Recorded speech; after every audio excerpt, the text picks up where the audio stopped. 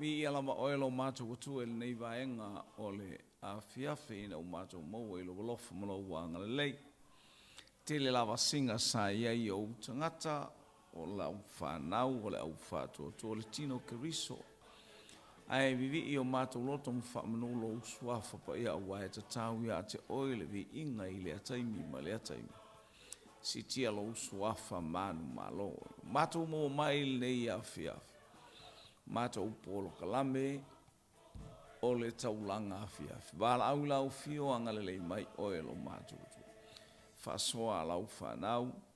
Falau te leina ele nganga pa ie ni e tupolo mato malosi mai o mato i eipea i au whamanu ianga.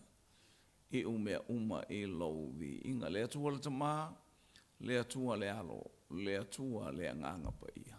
Ia fo ia te oele vi inga, ia fo ia te oele whamanu ma le whanetanga. Ona o Yesu lo mato wale ile nei tai au. Amen. Ile nei Afiafi. Amen. Amen. Amen. Ya fatalo fatu suafa manu malo Yesu Keriso afaloto lautele ma walunga matalasi lololo somlie male matangofie. Hallelujah lo tato watu. Hallelujah. Ela ya Keriso Yesu. Vielele il nei vaengo le afia fatalo fatu penga tfa ilangi ile ya ole aingo le fatu tu manavo ngaluenga ia olo e anga mai lo sai le ala o nisi foi olo anga iatu. Hallelujah. Fo i mai le fale o fe lava le me mau atu ai po lungo al malai taalo. Hallelujah. Po le pichi o faisa uta elenga. Ia au iei fo i saufa tau i le fili marketi ia po le shopping center. Ia ngaleile ali ia maua fo i se maftanga fia male ainga o le whatotua. A olo manuia Samonei, manuia ia stonu o Hallelujah o le siona nei o lo awina atu ai i vai telefonu tātou polo kalame o le Taulaga Afiafi ia le atua o lo o manuia le tau. Hallelujah ia. Na al palasi na i wanga la iti mana iti munga i o wanga o wha manu ianga. O se upo se savili ma se matangi o angi e whaaftaia le atua. Hallelujah i lana wha marolonga. Le tino le mawhauwhau e sili le itu lilo wha le nganga manatu foi. O ia i le manuia i le atafa ma le itu o le kelope ia vi ia le ali i. Tino keriso whaaftai ngalue ngalulue. Whaaftai fo i tātou iai whaatasi pēr i ana whamneanga ale. Upo le atua le nei, hallelujah, ile nei Afiafi. Praise God. Ia, maua mai le afiampa, ia le atua, ke nese rom ta upo e lua sfuma le tolu. Hallelujah, a olona fai upo e lua. Ia, matamata fai mua e tau fai upo e lua. O tausanga o Sara e se lau ma le lua sfulu, ma tausanga e fitu, se lau lua sfulu fitu. O tausanga ia o le ola o Sara, o na oti le o Sara i Kiriata a Rapa, o heperona lea i le nuku o kanana, na alua tuai fo i apero amo e tangi tui, ona o Sara matangi ai, ona tula i leo apero amo ai luma o lana va ua oti, matautala atu i le whanau, le whanaunga heti ua whape atu. Ia via le ali. O le whiaua le atua i le ele, hallelujah, ma le tāua o heperona. Praise God. Ma le au maingo le ingoa le o heperona, ele tele o taimi. Praise God. O le aile o heperona, o lo ta ua i le whai upu lea elua e whapea mai. O na oti lea o Sara i Kiriata a Rapa, o heperona lea i le nuku o kanana, na alua tuai foi a pero amo e tangi tui, ona o Sara matangi ai. Ua su e se me e tanu o Sara.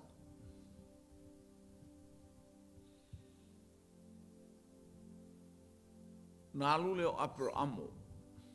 Ua tangi i le a ai lea ma le nuku leo le au saheti. O le ata le tau te mana o mia e tuli tuli. O le au mainga o le ingoa o he perona ma le whaamanuyanga le atua i le a ai e ta ua o he perona. Praise God. Ona tangi leo Abramo i le nuku o saheti. Walau mai leo saheti Abramo. O lou mana onga le aise me te popole ai. O oe o le ali i tele i le nuku nei. I sele mana ia o le ola fai mea le lei. Le utatou wa ai atu wa i fōlinga o le a ai ma le nuku o he perona. E sele mana ia o le tangata a e tau le leia. E sele mana ia o le tangata e mafau fau tonu. E sele mana ia o le tangata Taulaga Afiafi lona soifua. O le ata lea o le ata lii. Ma le afafine o le atua i lea taimi, ma lea taimi, ma lea taimi. Ina i atangia le mamalu o le atua i mea umalama tātou te whatino ina. Mai mawalalo le tangata i ate o le telo taimi. Whale ano le tangata i ate oe. Aramana o whailoa i ate oe, matau i ate oe le afiafi le nei. Praise God. Ele ole upu, malengutu, a ole malosi. Action is more louder. E whape atu te malo Abramo. Uoti la uava. E wau ole tangata au mau, mara tangata ese le nu nei. O te mo mia lo to wanga le. E fai mai tali le nu o oe o le ali i tele le nu nei. Ai sea. Oi loa e tangata umai a mata mai tupulanga o i tangata matutua. Le au auna ma le tautua. Ele ngata ile o le laufanua atoa. Whaamanu yanga i to tonu onu. Hallelujah. E mafua ona o le tangata o Abramo. O lafu manu. So se itu ai ngā lafu manu wa te ilnu. Lea malele ai le upu mai le nu. O oe o lea li tele i le nu nei. A lea li tele. O longo winga e mai taunga. So se teimi ai fai e le fono le nu. Po ani whaalawe lawe o ni a inga.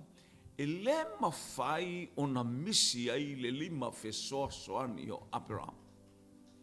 Le mawhaina ave ese ai, hallelujah, falling of aia o le anga le lei o le tangata o Abraham. I mea whai to tonu o saheti, o le a ai ato o le ingo i a saheti. Ia lea. O le ingo le whanua o Kiriata a Rapa, o le ana lea ta ua o le ana o Makapelu. O le whanua lea na tō mai e lea li i tā ua. O Eferona e tanu ai lea ba Abraham. Fi naua tu a Abraham na te whataua e whai malita maloa lea ai. E ave fua e tanu ai la ua ba. Ai ona o Abraham o le tangata whaale nganga na te mo mia a whatau o le mea tō tino a Abraham. Wana maua o le mea tō tino mo ia o lo ngā solo mailo na ainga ba ma aile lumana ile a ngai mai o lana whanau. E se le mata utia o mawhauwhaunga o le tangata o le atua. Hallelujah.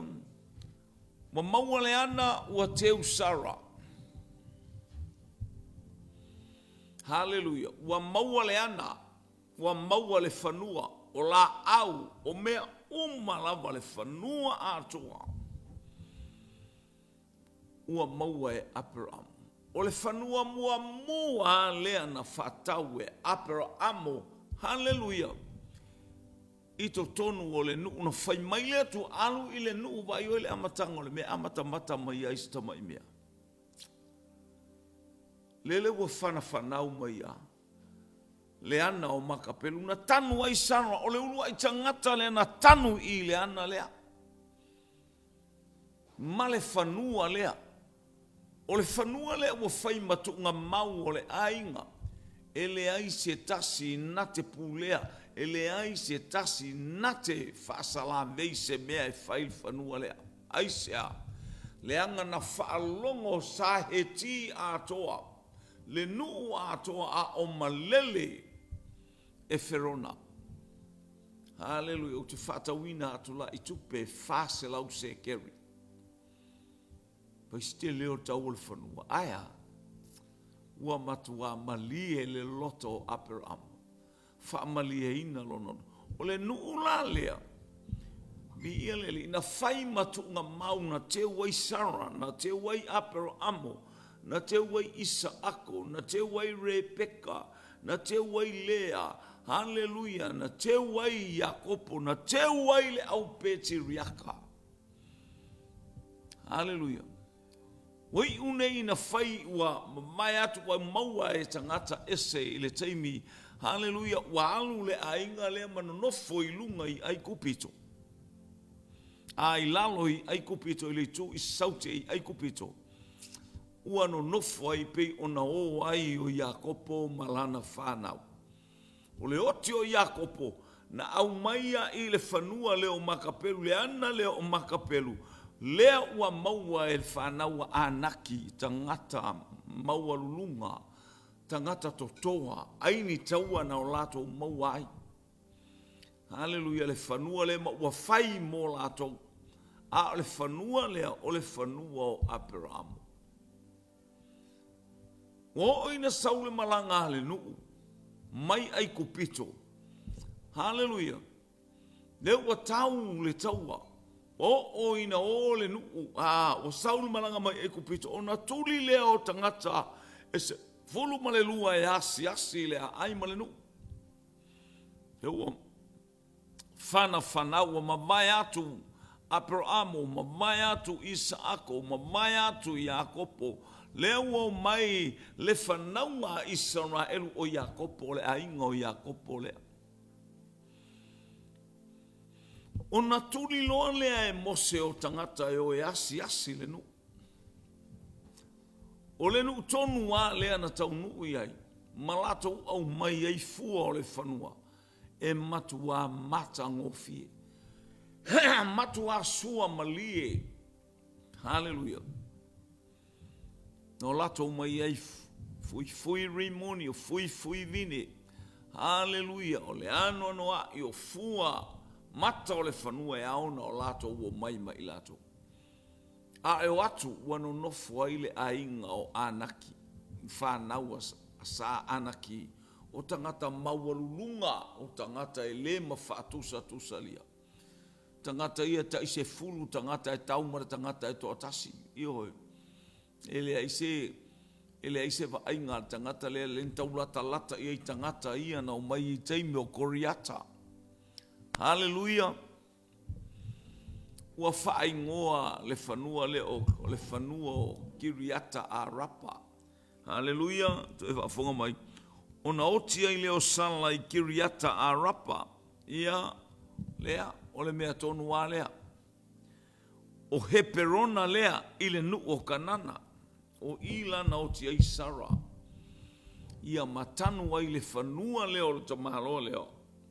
Hallelujah. Ia mau avea le nu lea o le tofio. O Kalepo. Ua talanoa ia. Talanoa mose ia. Ma ai o le whanua le na lua oi o sua e asi.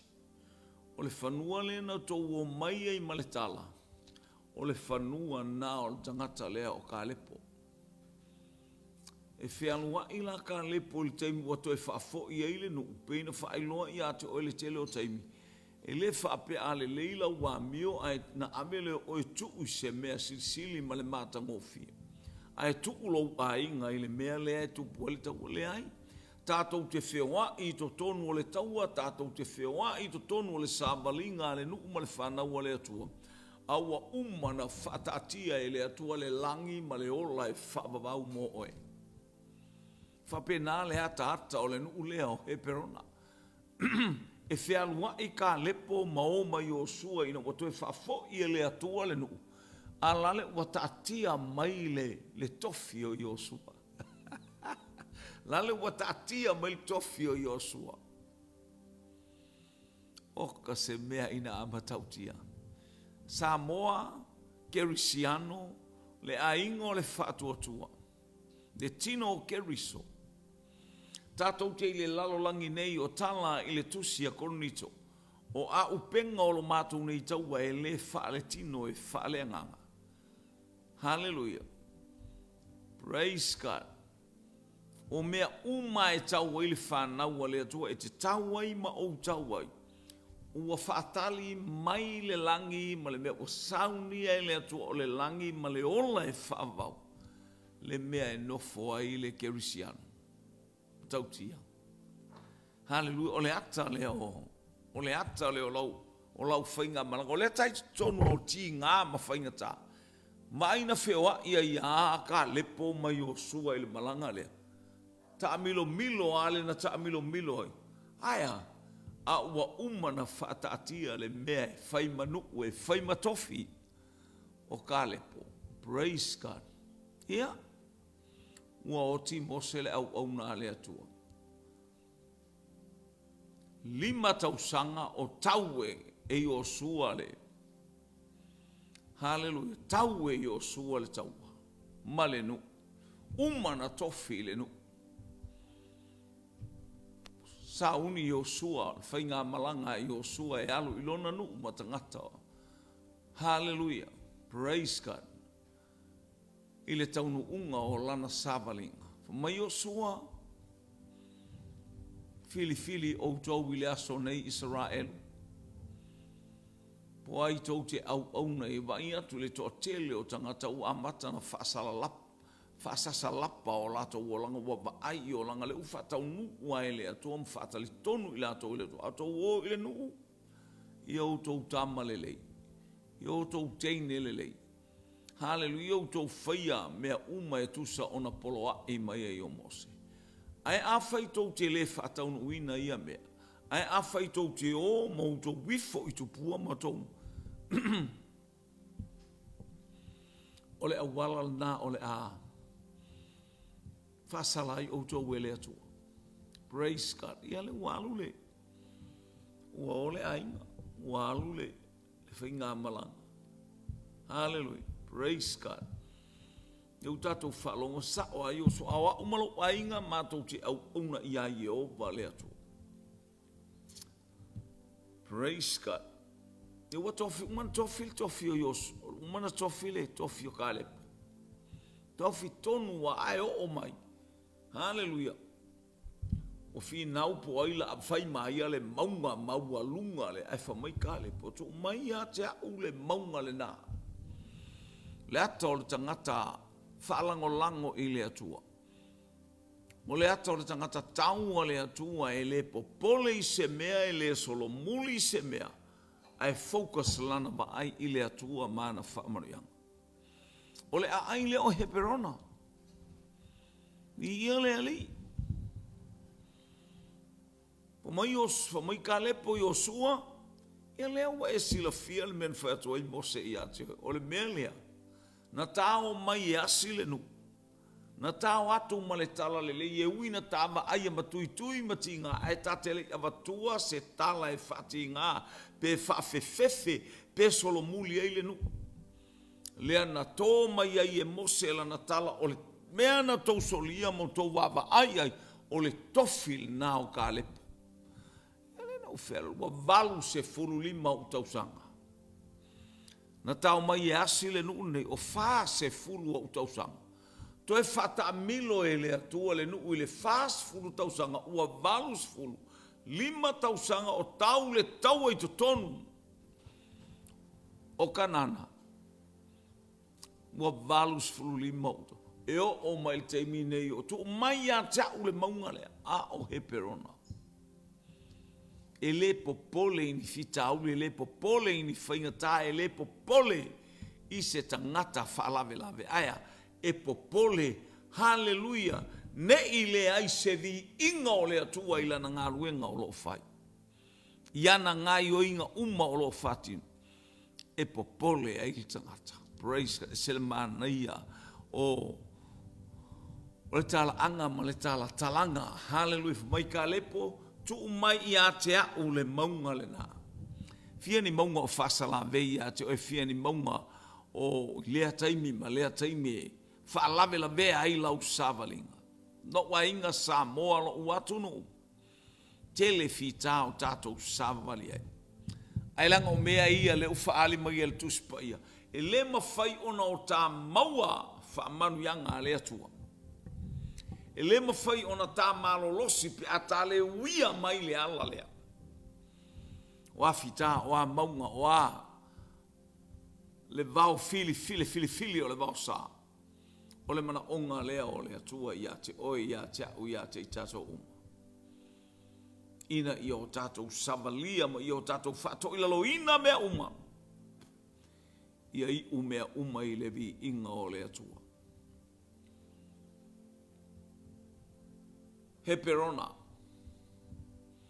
E leitu I valu maila I leitu I sauteo o Jerusalema. O I sa fai mano foanga o tā vita le tele o taimi e tau ai le taua. Tau ai leitu I sauteo. Mea umalama o I le ai le tele ina kempa I tā vita e alu le mafau o tā vita o le whanua o ona tamaa. O le whanua o le au petiriaka. O le whanua o whaamanuyanga. O le whanua na au mai o lato tupunga Abrahamo. O le whanua na ame le atua. Hallelujah. E whai matofi o le whanau Abrahamo. Praise God. O he perona. Wa umana whau u tā vita e tuso le afionga le atua ia Samuel. Alu I petele emma. O inana whau o I tā vita o se tama I titi. Hallelujah, male amatanga o lona whau unga e whaimatupu o Israel. Lele wa savali mai tā vita. Hallelujah, fi tā ma whainga tā a o whasala mei mai saulo I a te ia I mea uma. Hallelujah, ma tamu whai saulo e whaaleanga ma whato I lalo I a te ia. Lele wa savali mai tā vita. Mo no fo tā vita I le a ai o Heberona. Praise God. Lele wo mailo na nuu. Lele wo mai atoa I ai Utah. Ma whaau ua I tā vita I le a ai o Heberona. Hallelujah. Ito tonu. Hallelujah. Ole I tu malo o Utah I le a ai o Heberona. Praise God. O I na whaau ua I tā vita e whai matupu e Utah. Whaau unga mua o Petelema. Whaau unga lona lua. Lele ua maile nuu e whaau o ia e whai matupu ina uma vae le oti o saulo. Aia nga e maile pito nuu o Utah e whai matupu. Wa topu tele le whaau unga le atua ma le malosi le ainga o tā vita e peona whamaili luar Samuel ta o petolu. Hallelujah, wa topu tele a wa whai ifo le malosi o le ainga o saulo. Lele ua mai Israelu atoa. E whaau u tā vita I Heberona e whai matupu o Israelu atoa. O Heberona o le a ai o le whaau unga. O le a ai, hallelujah, o le whinaunga. Praise God. O le ai na tu lai I tā vita e whai matupu o Israelu atoa. Mai peresepa e o I tanu, mai tanu e o I peresepa. Ua whaau ua I tā vita e whai matupu. Hallelujah. Whaatolu no whaau tā vita e whai matupu. O whaau unga e lua. Whaau unga ua amata na alu I lunga le whaau unga le atua. Amata I Petelema. Lua I Heberona. Wa ngā I lunga. Na ole I tū malona. Lona tolu ua mai atoa Israelu atoa e sitia. Le atali I male whanau le atu. Praise God. E sitia le tangata o tā vita e whai matupu. Heberona. Ia via le li. O le atana o le ai o Heberona. O le ai o whaamanuyanga. e manatua na amata maista mai mea safa tau. Lo wainga, haleluia, le ase mea wa e whaia, tele ala tulo e nofo i se mea tele. Tele ala tulo e nofo i se mea matautia. Aya, a mata mai, ise ta mai mea ititi, lele wa whanau mai. Lele wa whanau mai. Lele wa whalau tele. Haleluia, i pei o le tala aia, haleluia, lima sulfal tusia Isaia, whalau tele le atua lo whale ie. Aisia, mai ngā luenga tiu te mawhaimba tātou te whatinoi. E le mana o mia i tātou te nofo. E le mana o mia tātou te malolo. Ai mo mia i tātou, haleluia, tātou te wa ai male totoa. I mea tu tupu i le aso, ma le aso. Ina ia iai wha manu yanga le atua i lunga o lana whana. Whai oe ma wha manu yanga. Whai tātou ma wha manu yanga. E tawhe atu, e tawhe ane, e tawhe eifo. Haleluia. Ina ia iai le manuia o le atua. E atangia mai loa ma ofo ngia le nei a ai o heperona. Praise God. Ile ainga o Saiuta ma le ainga o Israelu. Praise God. Ona o le ata o lo lato tamana ia amata i si mea i titi. Na amata i le tuunga mau, na amata i le whanua oti. A lele watu la i mai ai Israelu atoa mai peresepa. E o i tiperia. Ai tasi le whanua na whatau. Sita mai mea. Na o se tūla ngā mai na whatau. Lele watupu e te ilo mea uma e whatupu ina e le atua. Mea uma tātou te ngālu lue ai. Pe a tātou ngālu lue ma le whatu atua le suhafo i Yesu Kerisu. Pepe o le alo filimba le mea te ngalue ai. Ai manuia.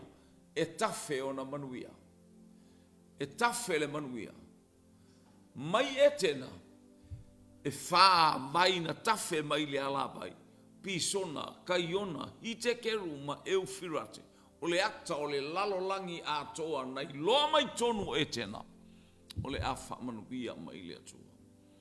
Haleluia, il manuia o le atua. Ia te oile nei tuaso. Nga lue mai si mea i titi. Haleluia. Whatuatua i ai. Talitonu i ai. Whaeaina oe.